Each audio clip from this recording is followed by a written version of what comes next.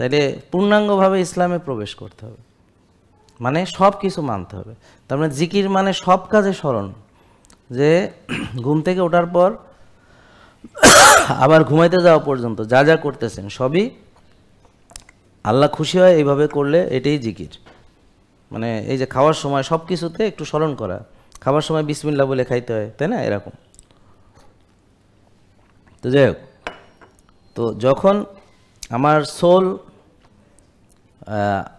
Creator যিনি আমাদের তৈরি করেছেন তার সঙ্গে, আল্লাহর সঙ্গে কানেক্টেড থাকে, তখন শয়তান এইখানে সুযোগ কম পায়।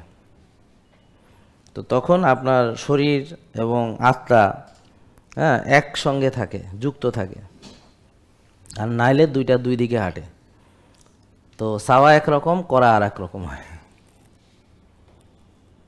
বুঝলেন নাই? আপনার চাওয়া একটা হয়, করা আর এক রকম হয়। মানে একই লোক, আপনি দুই দিকে হাঁটতেছেন, চান একটা, করেন আর একটা। বোঝা গেল? যখন আপনি অর্গানাইজ না, কানেক্টেড না, তখন আপনি একই মানুষ দুই রকম কাজ করেন, একরকম চান আর এক রকম করেন। রুগী হইতে চান না, কিন্তু রুগী হওয়ার জন্য যা যা দরকার সবই করেন। আবার জাহান্নামে যেতে চান না, কিন্তু জাহান্নামে যাওয়ার জন্য যা দরকার বেশিরভাগই করেন। খুবই খুবই মানে ব্যাপারটা খুবই ইন্টারেস্টিং কিন্তু। হ্যাঁ, একটু ভেবে দেখেন। এভাবে ভাবছেন নাকি কখনো? ভেবে দেখছেন? তো তাহলে তো একটা ভালো জিনিস ভাবা হচ্ছে আজকে, যে যেহেতু এভাবে এরকম ভাবনা ভাবেননি আগে, তো এটা একটা ভাবনার একটা ক্ষেত্র আমরা করে দিলাম। এগুলো নিয়ে একটু ভাইবেন।